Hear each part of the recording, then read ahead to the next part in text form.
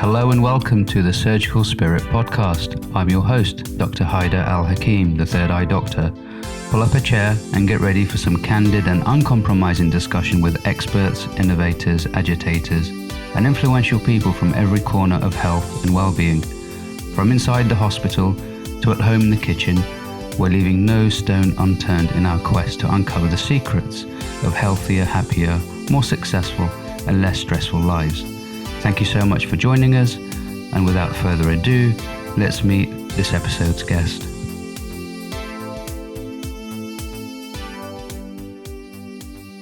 Hello Nighat, how are you doing? Hello, hi, I'm okay. Thank you so much for having me. Thank you for coming on. Your name is quite a unique name. It's an old Arabic name, and I think it has two meanings. In Arabic it means rescuer. Right. You can tell me if I'm wrong on that. And in Urdu, as my father says, means scent of a flower. Yeah. But I think he just said that to make me feel nice. It's quite an old-fashioned name. I'm essentially the Ethel of the white world. Now that you've said Ethel, I think I'll stick with the Arabic word is Najat. Yeah. Which is savior, saving someone from drowning. Yeah. From kind of losing it. Yeah. Love to all those Ethels out there in the world. No one keeps their daughters my name anymore. No one. I don't see any newborn girls called Nighat or Nighat at all. So it's an very old-fashioned name. And would you say you're an old-fashioned woman?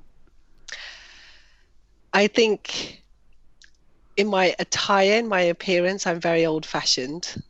But in my thought, I'm incredibly progressive and a bit rebellious. Yeah.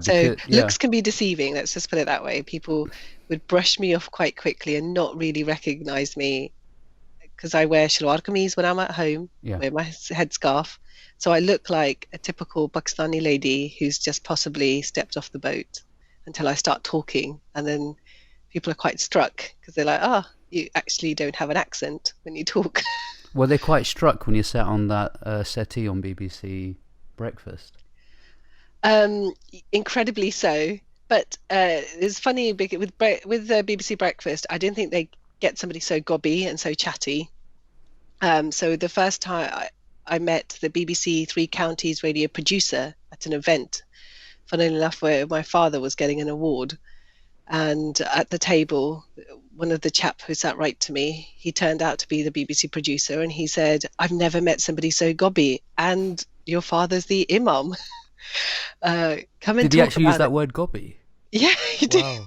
He did. Bloody hell. Because I'm very opinionated, which I have to rein in sometimes. I think my mouth runs away slightly too fast until the brain kicks in, but also because I will say things how they are. And that comes from a little bit of the Punjabi blood that's come from my mother's side. Punjabi people can be quite hot-headed in certain respects. And he said, come and talk about, because I started going on about women's health, because as a GP, that's my specialism. And I see a lot of health inequalities amongst, especially the ethnic minorities that I deal with. So he said, come and talk about the menopause. And I was like, oh, no, you don't want me in the radio. And I might say something really embarrassing. But he was like, no, come. So ended up going onto the Yasmin Khan show to talk about endometriosis, which is another horrible condition which causes painful, heavy periods. And with our Pakistani ethnic minority, subcontinent community, it's not recognized as a condition. It's debilitating.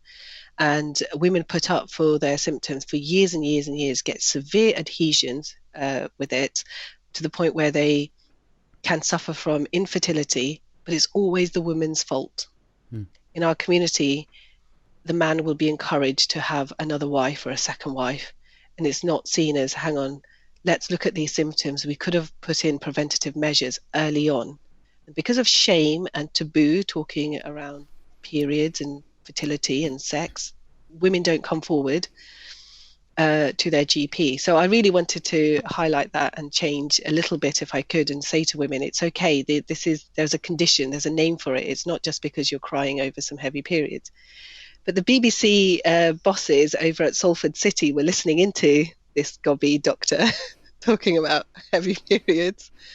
And Menopause Awareness Week came up, and they said, will you come on the sofa and talk about your experiences with ethnic minority women? Because the menopause is a huge other issue where women don't seem to, especially in ethnic minority, it's seen as a white woman's condition. In fact, my own mother, who's going through the menopause, and she won't mind me telling you this, said to me, only Goriyan go through this, so only white women go through this. Yeah, I love that, Gora.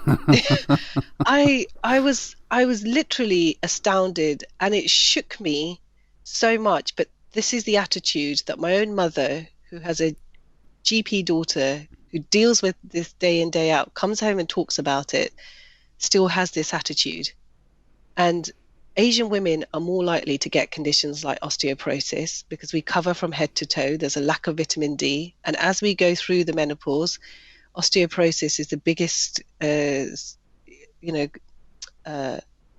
health infliction that happens through the menopause.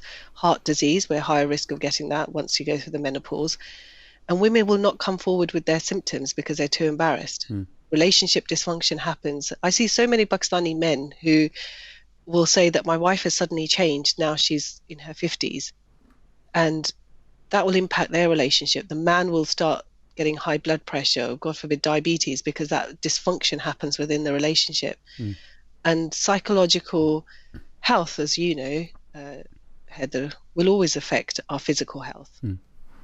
And so it's on a bigger scale that we can actually think about protective measures, particularly within the NHS, where there is a lack of resource. And I don't know what will happen with the NHS as we progress through years. Well, I think, something that you sort of put a finger on is this, how women blame themselves for everything, essentially. Yeah. If anything goes wrong within the family, within the relationship, even within politics, oh yes, women's fault. And I see this in the women Iraqi blame community. themselves. Yeah, exactly. It's not just a community thing. It's like, it's my fault. Yeah. It should have been something I picked up, even the smallest of things. We've got to get away from that, because women don't support women in certain cultures. And if you don't change that, who will? But it's difficult, and it's not about just having this discussion. It's about cultural change, and cultural change takes such a long time, and it takes not just one group of people. It takes a lot of group of people to sort of look into it. And I think what's important for us, being from ethnic minorities, is to get the wider community to be involved in it. Yeah, and the wider community does want to help, and the wider community is helping. Yeah. But if we don't change within ourselves, how are we going to then to accept that there is a problem? Yeah, accept that there is a problem. So the other biggest bugbear that I have is people hide their conditions. And I will be honest, I was part of that. So Qasim got very poorly. He needed a liver transplant. We were told at 6 weeks old that he'll need this, and I hid it. Apart from me and my husband and my parents and my immediate siblings knowing, nobody else in the community knew. And this is a community that I see at every Friday prayers.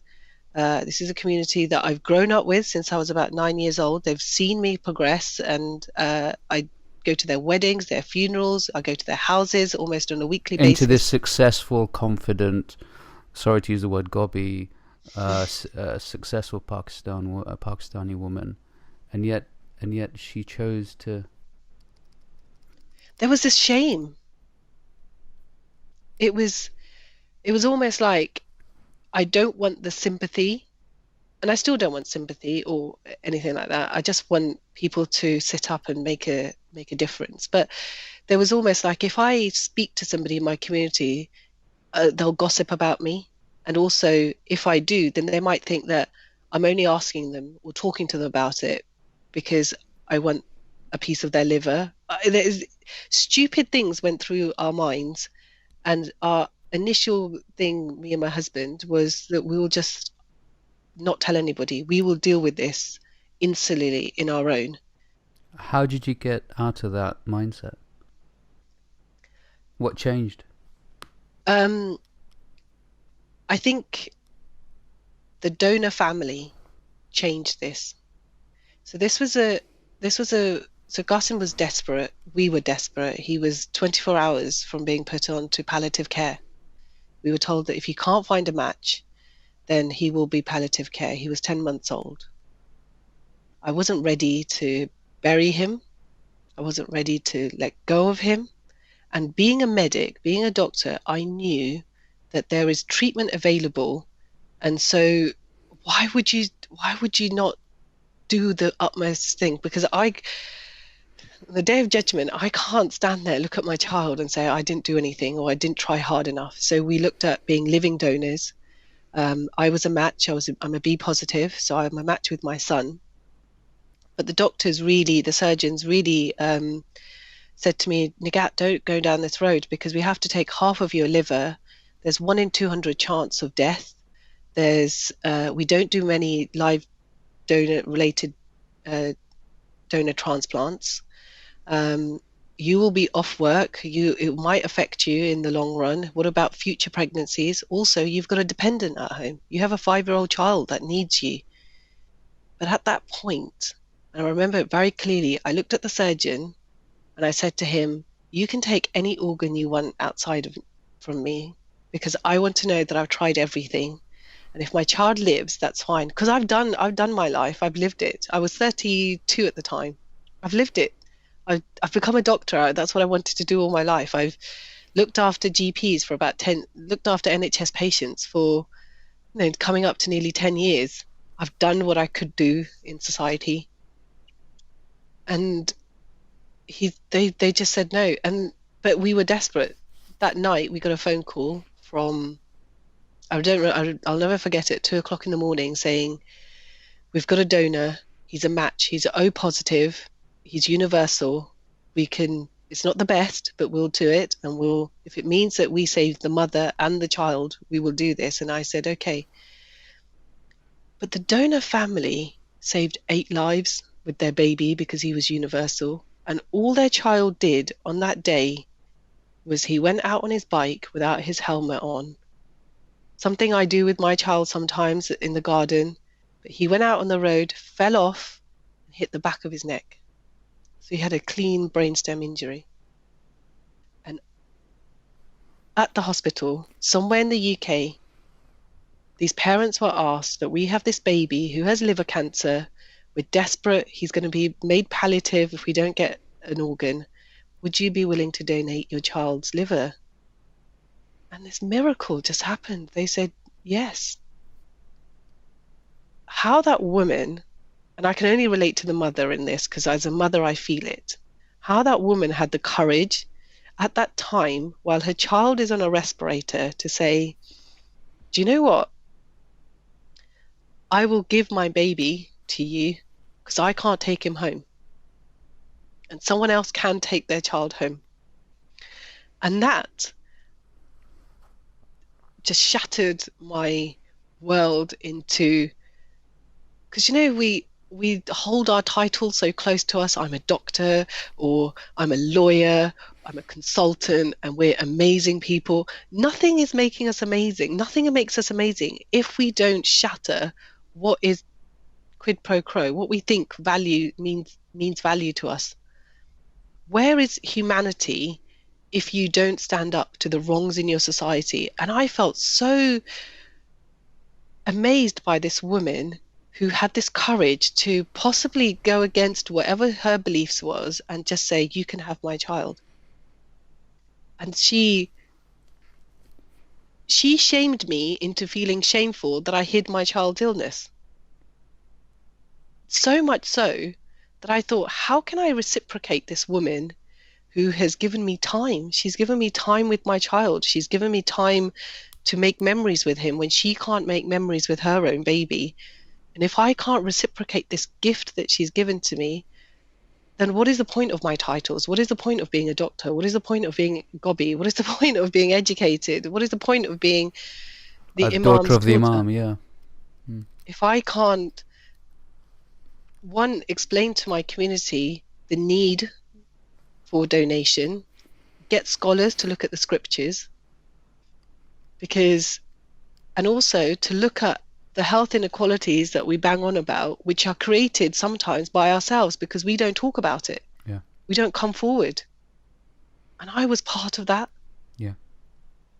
Yeah, I mean, the more I live in this life, the more I think one of the most important things is actually to culture or nurture the virtue of courage. Yeah. And kindness. We forget that we turn on the news and we look at this terrible events happened, and you become hardened to it. But actually there's good, kind people full of humanity that we forget, and we don't celebrate them. There's no mention of them, and you forget that there's this quiet people who are just working away day in, day out, who are doing the utmost selfless acts. And to me, this was such a huge selfless act, because she didn't have to. She could have said no, but she knew her child was O positive, and he went on to save 8 other lives, one of being my son. To me, if that isn't the greatest sacrifice as a mother, I don't know what it is. What is? So she gave me the opportunity to take Qasim home when she never got to take her child home. How can I not then talk about it and demand change? To sort of almost honor her.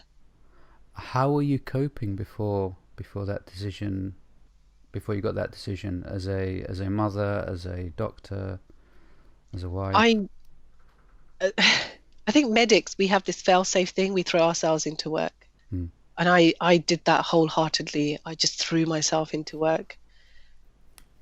Any emergency patients that needed seeing, yes, I'll do that. Any home visits that needs doing for palliative patients, yes, I'll do that. I just wanted to run away from it. And I didn't talk about it. I kept quiet. So Qasim had his transplant in 2016, and it's only now in 2019 that I can talk about it. And I never talked about it. I didn't cry. Like now, I cry at the drop of a hat. But do you know what? Throughout that, I didn't cry. Everyone kept saying to me, "Oh, you're not crying. You're not crying because your child is unwell. You're not crying that, he's going to be made palliative." I just couldn't cry. It was survival. It was just making sure that I did the utmost possible. It was pacing up and down corridors and badgering the consultants at King's Hospital going, when is a donor? What are we going to do? What's going to happen? Because I knew and could envisage conversations before they even had them with me. And being the parent of a sick child, you almost become like mama bear. There's this protective survival instinct that goes through you, and I can't explain it in words, but it was this doggedness that just said, I will get through this. So I didn't have time for emotions. And then he was better. He was fine. And then one day at work, I got a complaint. And the complaint was that this 2-year-old had fallen off his changing mat, and I'd missed a bruise on his thigh. I mean, there was no bruise. I documented it all. But the parents felt that I wasn't compassionate enough or caring enough when they brought their child in who was clearly distressed. And my senior partner at the surgery sat me down and said, we've got this complaint. And it was just like suddenly everything shattered, and I had a full-blown panic attack because I felt I missed something, just like I felt I missed something in Qasim. I felt I'm an awful doctor, and you know how complaints make us feel as doctors. Yeah. And I couldn't stop crying. I went to the toilets, locked myself in the toilets at work, and I couldn't stop crying at all. Somehow I managed to finish my clinic, and I got home and my husband said to me, you need to talk to someone. And as a medic, when you hear that from someone else who is non-medic, you do realize actually that's true. I need to talk to someone. And I went to see a lovely, lovely friend of mine who's a CBT therapist. And I think I just cried for 3 hours. I didn't say anything. I just cried because I hadn't cried. And now look at me, I cry all the time. But it was that just thought, how can I change these tears into something productive and not hide it because I'm not ashamed. I'm not ashamed that my child was unwell. I'm not ashamed that my community, I hid it from them. And talking about it, if I can save one other life, and get the scholars to start the conversation about organ donation, and on a wider scale, just get women not to blame themselves, because I was part of that, then I feel that I've made a tiny change. Yeah, and definitely in our communities, women have the most important role within the community. You know, how they with the bring up. nurturers. Well, if we can give them that belief in themselves and take away all those negative connotations within that discussion, they become the most important aspect of society. I mean, that's what I believe, because, you know, they have influence over their husbands, over their sons, over their nephews, over their grandsons, and then that changes. That, though. The woman never believes that. Well, these discussions will change, and particularly coming from people like yourself, and having that, you know, letting go of that negative emotion. I think that's really important. And, you know, having these frank conversations, and, you know, having these safe spaces to talk about these things. Sometimes we can't do that in our communities. Sometimes we have to go out in order for us to find ourselves and then come back, you know, and then have that courage and that inner truth to talk about these things. Because what you're doing is not just amazing, it's essential for us to evolve as a community, because organ donation is such a massive problem. I mean, you know, in UK per se, but even more so in our community, you know, something like 3 people die a day from organ failure. You know, I was so shocked to look at the statistics, because last year, 2018, there was 1,800 people from Black, Asian ethnic minorities waiting on the transplant list. And last year, out of those people, 1 in 5 died just waiting. And some wait for up to 6-7 years for things like kidneys, hearts, lungs. And how can we ignore those statistics as a community when that's directly affecting my community? That's 1,800 people. And you can go onto the blood and transplant website for that, the NHS blood and transplant website, to get those statistics. That's not even health inequalities. That's inequalities that we've contributed to as a community.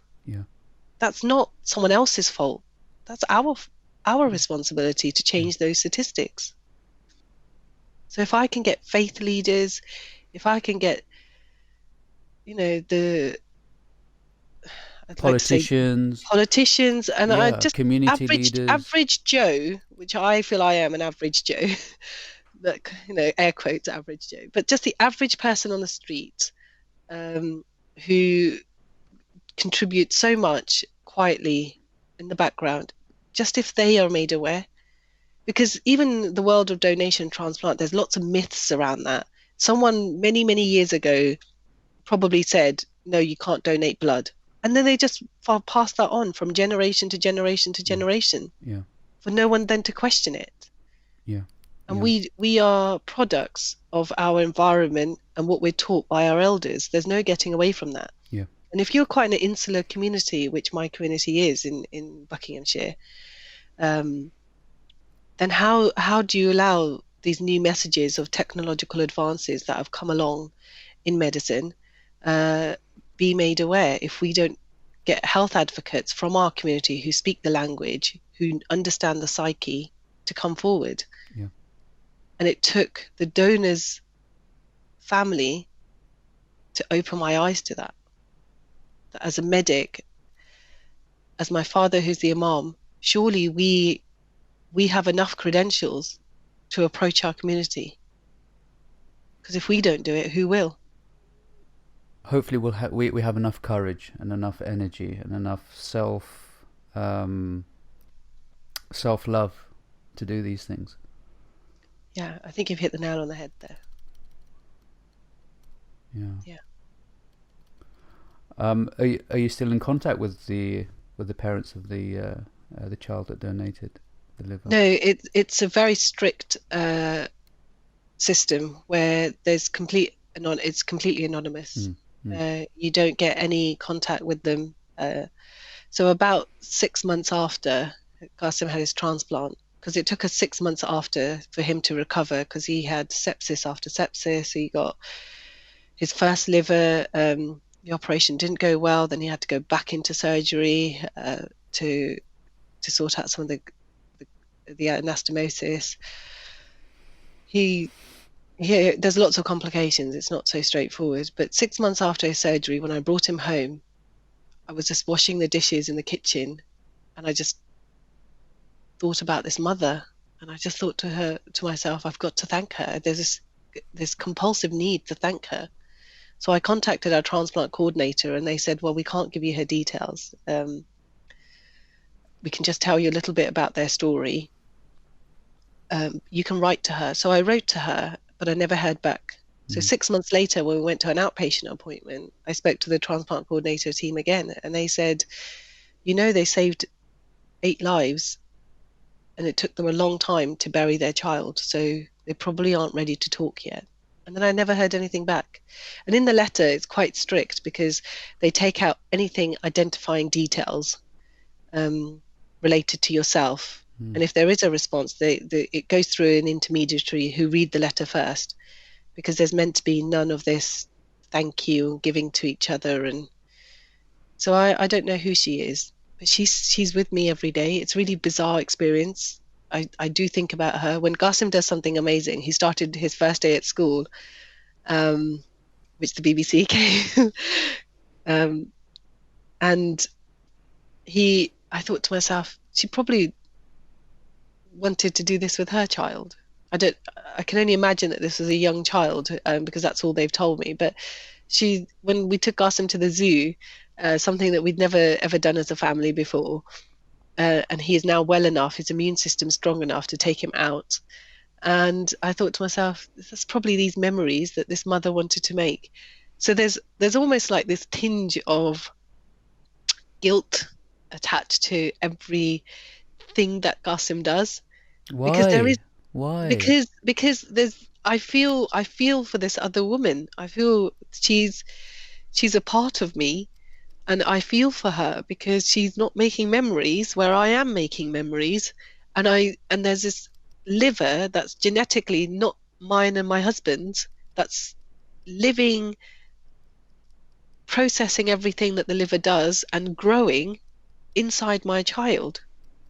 That's her son is inside. It's a really weird, I can't explain it. Her son is with me. But that's what brings us all together, Nighat. This is what humans are about. That's how we've survived and thrived for so long, because we help each other out. That's what works. But we forget that. Haidar, how many times have we forgotten that? We think humans don't help. Yeah. But you're doing it every day in clinic. You're doing it every single day. And one of the things that we don't do enough as doctors, we don't appreciate the impact that we have on other human beings on a daily basis. We may think a certain gesture or a certain word or a certain sentence is, pretty straightforward for us, but for the patient, it's life-changing forever. Yeah. When you tell them that's okay, the blood tests are fine, you'll be okay. Just saying okay to them just changes not just their lives, but their families' lives, their communities' lives, and not just their generation, but for generations to come. Yeah, and it's that kind of just stopping and just being aware of what you're doing. I think that's massive. We're coming towards the end of our very emotional podcast today. I know, I'm so sorry, and it's all your fault. You're making me cry. Yeah, I do that. Yeah. I'm we stories are what makes us and breaks us, and and your story is very inspirational, and I think the more you talk about your story, the better, because we are in need of organs. That's just a fact of life. I'd like to ask you this last question. What would you say to yourself, your 9-year-old self that first came here to the UK, having been through what you've been through? What would you say to the Nighat or Nighat that first came here? I would just say to her, make sure that you never give up and always hold on to hope. Hope drives me a lot. Being hopeful. I think that's what I would say. Because hope brought me here. Yeah. Well, you should definitely think about writing some books or stories or blogs or something like that, just so people know about because you've got an amazing story, and I think it's worth sharing it with the rest of the world. Thank you so much for having me on your podcast. Oh, that's okay. And how can people get hold of you? What's the best way? So they can find me on Twitter at Dr. Nighat Arif, where I post a lot of things. I'm also on Instagram, again with the same name, Dr. Nighat Arif. And I'm happy to be contacted. My GP surgery is in Buckinghamshire. But Twitter and Instagram or LinkedIn, they're the best places to find me. And then you'll get the Gobby Nugget. Yeah, there's nothing wrong with being gobby and being opinionated. Absolutely nothing wrong with it whatsoever. Thank you so much. Thank you.